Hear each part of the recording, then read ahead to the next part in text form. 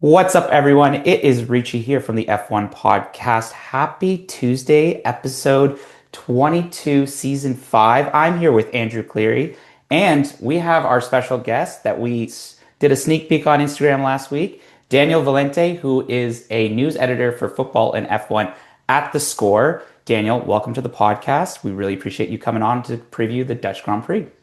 Very glad to be making my debut. Yeah, and we're really happy to have you. So before we kind of get started, we wanted to kind of give you this opportunity to highlight your career as like a reporter covering F1. So I'll turn it over. What got you involved and like what is a day like? What does a day look like for an F1 reporter for the score?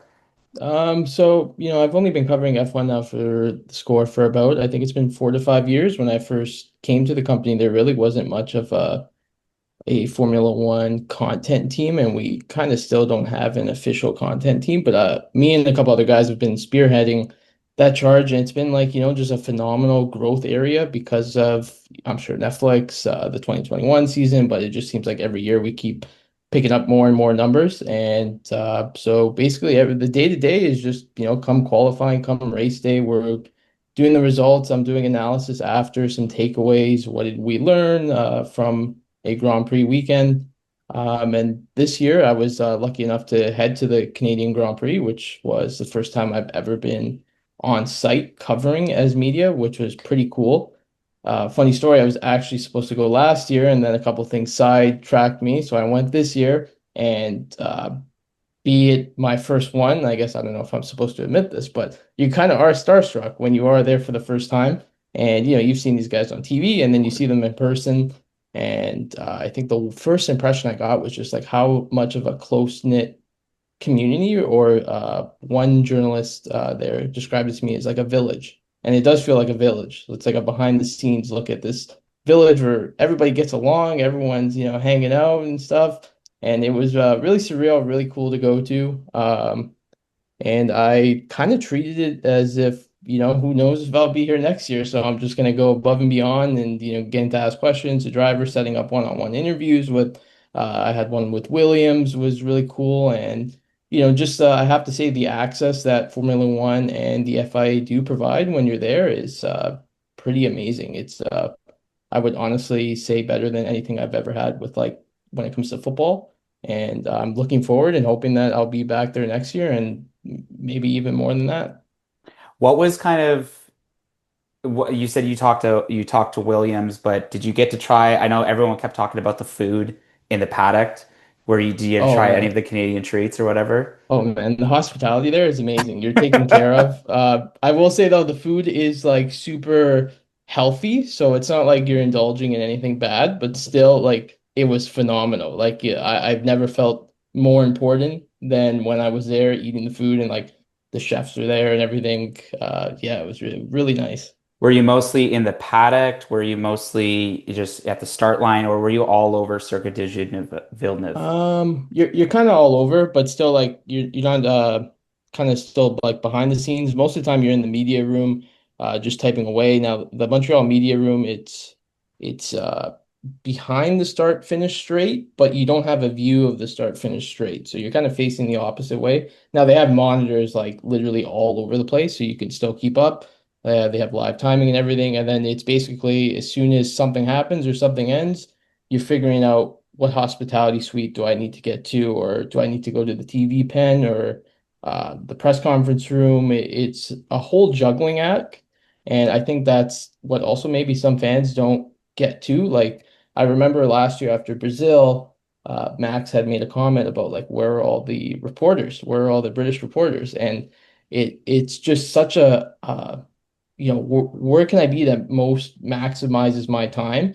And I think figuring that out is like a lot harder than people expect. Like, because number one, the top three drivers, the guys who win or come top three in quali or the race, their interviews are all transcribed. You can get that anyway. So a lot of people skip out on the press conferences and they go to the TV pen because that might be their only chance to ask a question to the driver they need, or they go to the hospitality suite to talk to the team principal because there was an interesting strategy call or something, and that's their only chance to talk to him. So it's a lot of like you're just kind of like a headless chicken running around trying to figure out where you got to be to get what you need.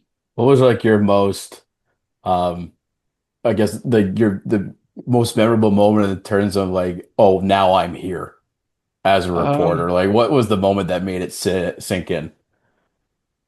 I think maybe being in I forget. I want to say it was maybe Alpine's hospitality for Pierre Gasly, and just it's basically first come first serve, and only some teams post what times their drivers are doing their thing. So sometimes you just kind of have to be like, oh, the crowd is heading there. I wonder what's going on.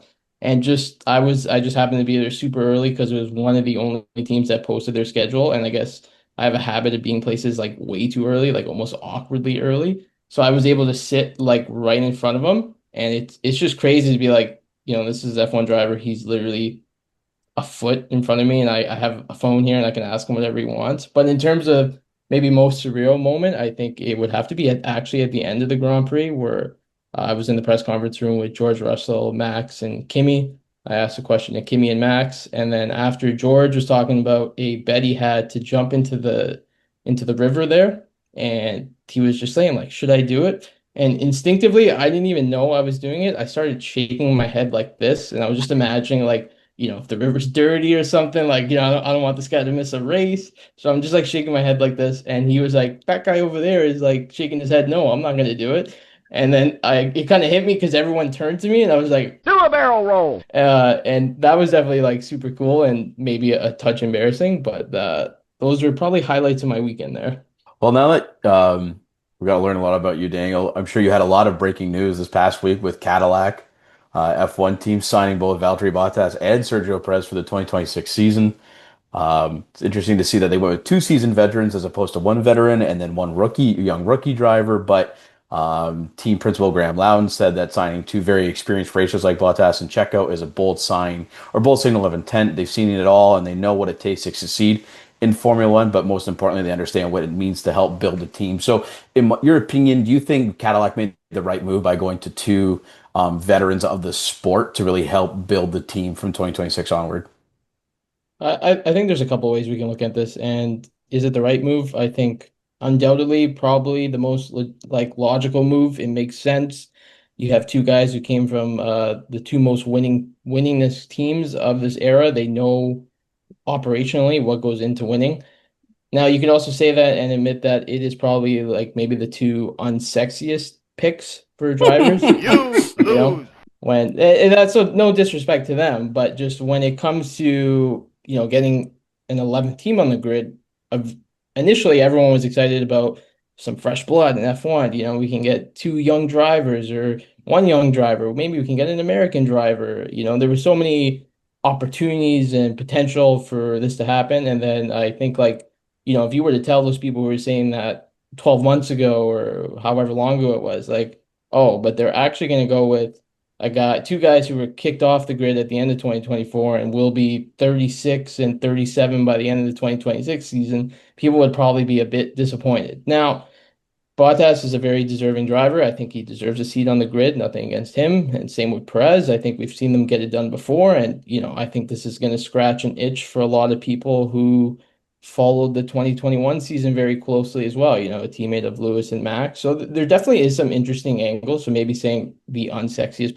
pick is a little unfair, but I think there was a lot more that maybe like some people could have wanted in terms of the appeal of it, but logically it makes sense. For a team like Cadillac, they want to get their foot off the ground, and this is a perfect way to do it. You got two anchors really who can steer the ship in the right direction operationally, and Perez, I'm sure will be not short on sponsors that'll also help the team. I'm sure he'll will have a massive following in North America regardless.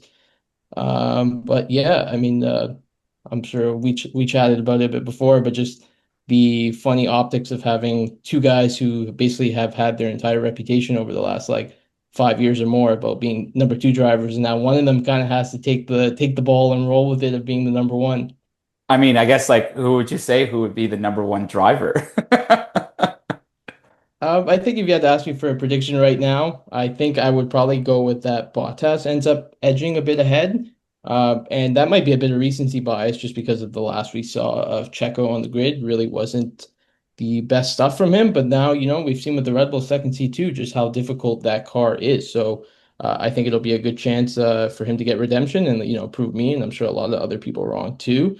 But I was also thinking like how funny would it be if they made some kind of, an F1 movie or like a Netflix series of we got two number two drivers here and one they don't know how to act like number ones, like imagine something like that. In my opinion, though, that might be beneficial for them down the road, in the sense that if they can be able to mix and match strategy, trying to optimize points, not one of them is going to have an ego over the other if they feel they're both number two in that sense, so that, they're going to do everything in their power that they can help implement team strategies that would optimize the most points on race day to get up to constructors. I think that'll be good to start now 2, 3 years down the road when obviously they're going to be coming towards the end of their career. That's when you have to start figuring out the number one and number two drivers. But I wonder if Cadillac was the reason why they went for the two experienced drivers was to try and gain as much understanding in such a fast-paced environment in F1 that you need two guys with veteran experience. Doesn't matter how sexy it is, you need experience in order to win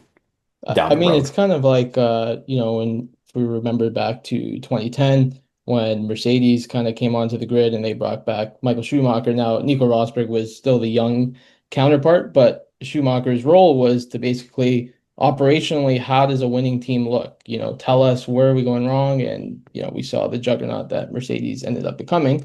But back to your point, I think that's another good point you're making there that let's say they picked a younger driver or two younger drivers, then you start to get egos involved of these two guys really want to be the number one. Whereas I think when it comes to Bottas and Checo, they're not here for that anymore. They have those days are in the past. They know what they're here for. They're here to score points. They're here to continue their F1 career. They're not here to like butt heads and yeah. And I'll build on that point, Daniel, especially with like the new regulations coming into effect next year, is maximizes as much experience. And it's too bad because I think there's definitely some, we talked in previous episodes of potential IndyCar drivers either coming back from who've made the leave from F1 or clearly have been doing so well in the IndyCar. We've talked about Colton Herta. We've talked about Alex Palou and Pato O'Ward. And recently, I don't know if you saw the news, but Chip Ganassi Racing had to address some rumors about Alex Palou potentially being talked about joining the F1 for Red Bull's second seat. And then I think the quote says, I think it's a clickbait story and someone needs to brush up on their investigative journalism. Do a barrel roll. It's interesting when it comes to having to pick drivers is what is the philosophy? Do we want to take the long approach or do we want to go the short approach, maybe put some young guns in those seats? And I think even for like something like Cadillac, it doesn't mean that that can't happen in the future. I think everyone is aware that this is just going to be a bridge or a transition. It's not like Bottas and Checo are going to be here for another 10 years or so, or maybe they will. I don't know, but I wouldn't bet on that. And, there will be an opportunity to get some new young blood in the sport at an appropriate time. And I almost wondered too if those rumors came out just with the negativity surrounding Red Bull Racing this entire season, knowing that Alex Palou is the hottest commodity on this side of the Atlantic Ocean, feeling that maybe some, good news rumors would be of one to help boost, I guess, like good publicity with regards to Red Bull Racing, considering how poor their second seat has been overall over the past year. That would certainly be a five-star matchup if it ever did happen. And, it's almost a shame that it is just a clickbait rumor. So I think we can segue over to Zandvoort. I can't believe we're saying this. It's race week, finally, after the summer break. Zandvoort, always a fun track. We saw some good racing last season. A different kind of orange won the race. And there's some kind of headlines going into this weekend. So I'm just going to start. Oscar Piastri arrives in Zandvoort with a 9-point advantage over teammate Lando Norris. And from Daniel's Valente's stats on Twitter, McLaren is very close to breaking its record for most podiums in a season, currently setting it they're at 24 right now with potential of tying it this weekend. Big news out of McLaren, MasterCard will become McLaren's title sponsor in 2026. The team's official new name will be McLaren's MasterCard's Formula One. So I guess I'll start off with both of you. What does the weekend look like for McLaren? Should they get in there, win the race, get out as soon as possible, and avoid any battles with Max like they did previous years? Total domination. That is what I think we're going to get here. I just think this is a track that kind of is right up their alley. If you were to design a meal that McLaren would love to devour, it would look exactly like this circuit. And it's kind of like Hungary in a lot of ways, a lot of high downforce, long, medium speed, like radius corners, and it just should be a track that really suits them well. Now there is some, I guess, unpredictable weather in coming. I really haven't followed that today, but I was seeing some like talk of potential rain maybe. And that always has a chance to throw things for a mix. But I think they like many of the tracks we've seen now, they come in as the clear favorite, and it's up to something unpredictable, whether it's the wind or of raindrops to kind of, or maybe an operational mistake, a driver mistake to really like lose that. It really feels like McLaren at this point of the season, and I think it'll be the case for the second half entirely. They will have to snatch defeat out of the jaws of victory really, if we really expect to see them struggle, because otherwise, I think this should be not a cakewalk. Nothing's ever a cakewalk, but a track that certainly suits them very well. No, I completely agree, Daniel. I think like from now on to the end of the season, it's McLaren's race to lose effectively, to be honest with you, because especially now when we're coming at a point in time when teams now have to start figuring out whether or not they want to start implementing or using their hours and their development budgets for next year's car as opposed to this year's car, and especially with McLaren have such a huge gap in the Constructors' Championship, there is really no incentive for Ferrari, for Red Bull, for Mercedes to really kind of impact the number one spot. And maybe they start focusing their development on 2026 and then kind of just leaving the car as is, which is clearly inferior to McLaren's car right now. To me, I think the most important it's going to be the most important battle from now on is going to be Piastri versus Norris. Will it have like that Hamilton versus Rosberg type vibe? We've seen papaya rules implemented all the time, right? Is it now kind of the gloves are off? Do we start allowing both of them to fight for that championship win? Because this is really important for them overall, and just from a personal standpoint, you want to win the World Drivers' Championship, right? It's way more in terms of prestige than you would think for a World Constructors' Championship. So I'd be really interested to see how the team will strategize that coming this weekend at Zandvoort. And I think that's going to be interesting too, because if we go back to Hungary, that's where, Lando had that bad start, and then the team gave him a alternative strategy that ended up working out well for him. And then he had it from Oscar's side, or you heard from Oscar's fans after, like, why did he get this and Oscar got this? So I think people, they hear a one team fight and they kind of think like, oh, that's kind of plain and dry. But I think this season still has the potential to be super interesting over these last 10 races, just because of how close the McLaren drivers have been. And we've seen Lando kind of bounce back ever since the DNF in Canada. He's been on it too. And there's really nothing separating these two. And it's going to be the fine margins that really make the difference. Whether that is a strategy call that one of them just maximizes that the other one wasn't able to get, or just an execution, a mistake in qualifying. Like, it's all eyes on McLaren, but that doesn't have to be a bad thing, because this title fight should still come right down to the wire. And I think just building off that, while the focus is going to be so much on those two drivers, if we could segue to maybe like Ferrari, we talked about some of the growing pains that Lewis has been experiencing this year, where it's not really been going his way, to be frank. And is it realistic to see him get a podium potentially in for the last 10 races? Or better yet, where does Ferrari look like on a track on Zandvoort? What is realistically success for them this weekend?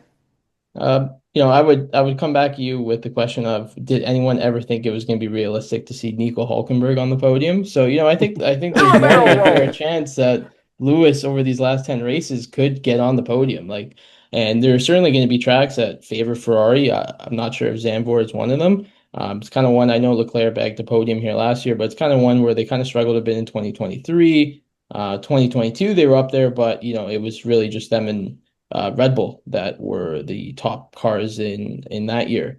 So and I think for Ferrari and Lewis, it's this year's a learning curve.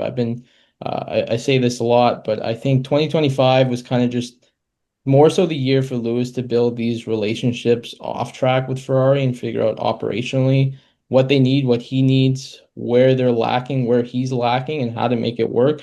And then 2026, he gets a clean slate. Leclerc gets a clean slate with the new regulations, new car, and we kind of take the gloves off then and see realistically where he is.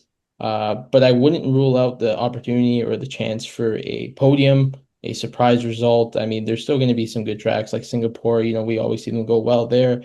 And they're another one where, like McLaren, where it comes down to execution. And sometimes we haven't seen, or maybe more than just sometimes we haven't seen Ferrari execute at the level that they need to.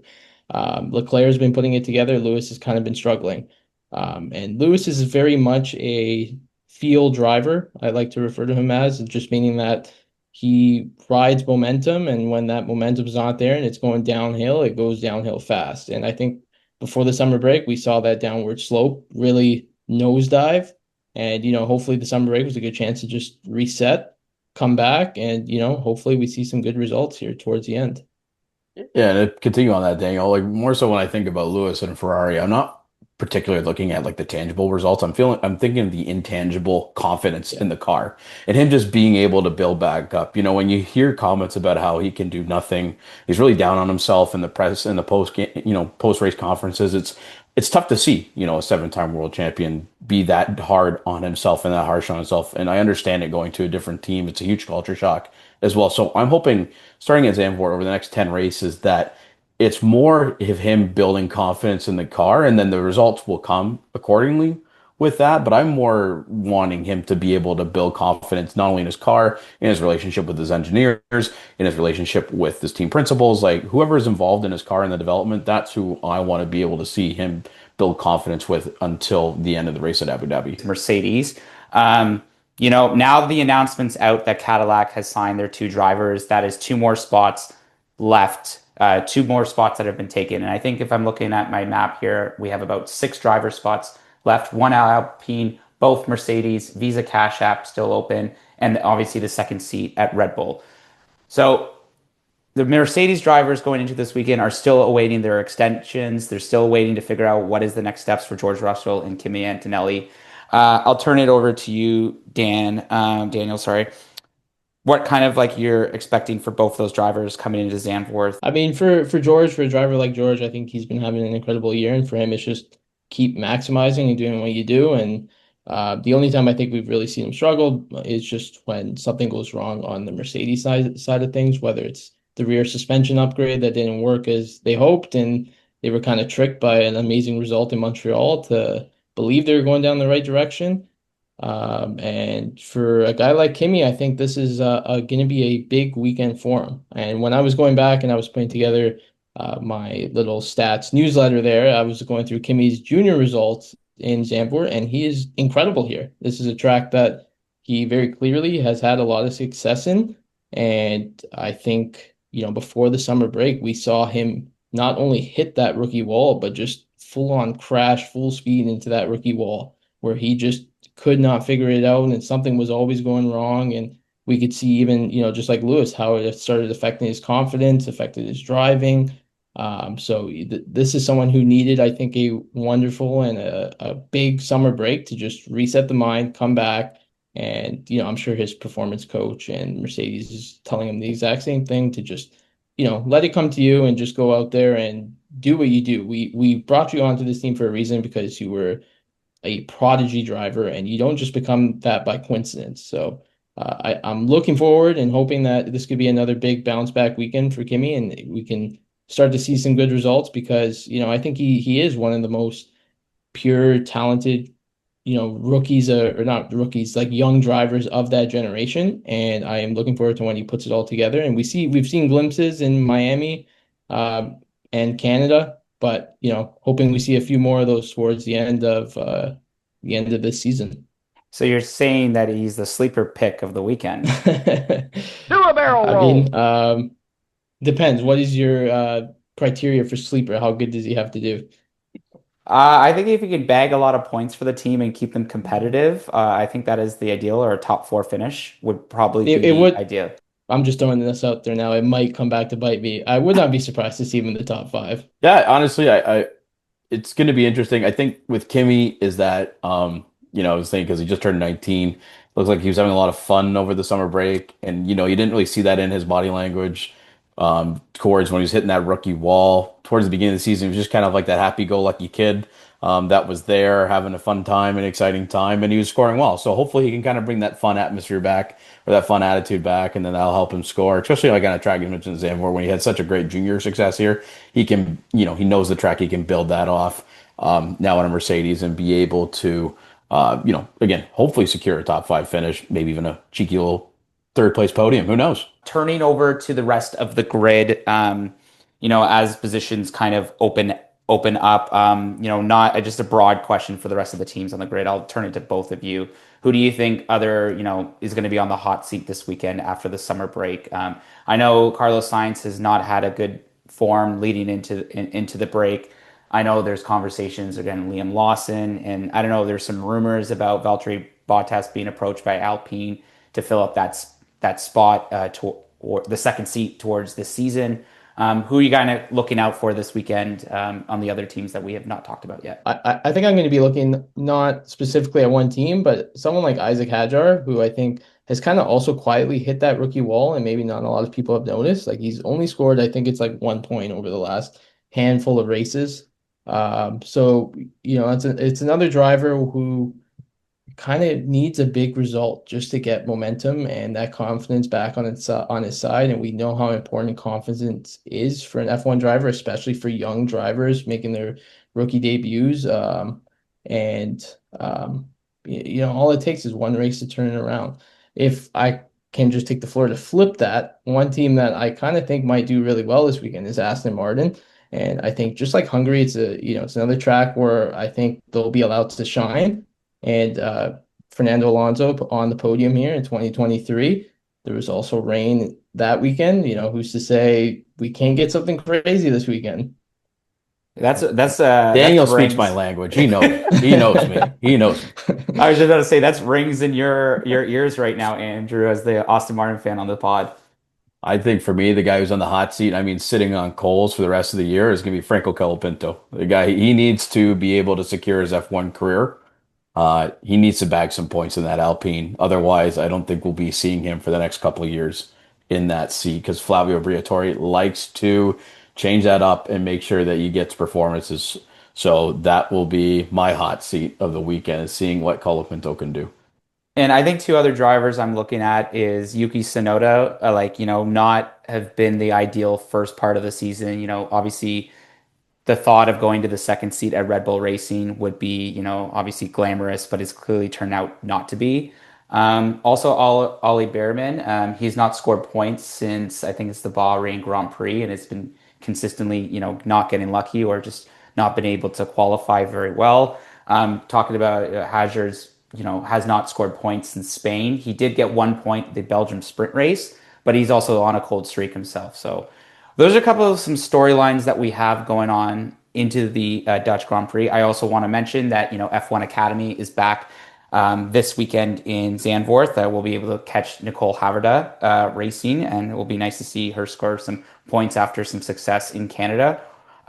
Just a reminder, 2024, we had Lando Norris on pole position at 109. He had the fastest lap as well at 113 on lap 72. And the podium consisted of Lando Norris first, Max Verstappen second, and Charles Leclerc third. So that is it for this week's episode of the F1 podcast. I want to first thank Daniel Valente for coming on from theScore and giving us his insights going into this weekend.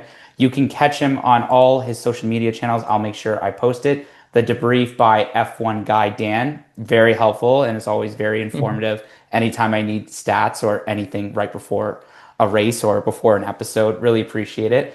And I don't know where you get these stats, but these are very helpful on Twitter every time I wake up in the morning. So thank you so much for coming on this week's episode.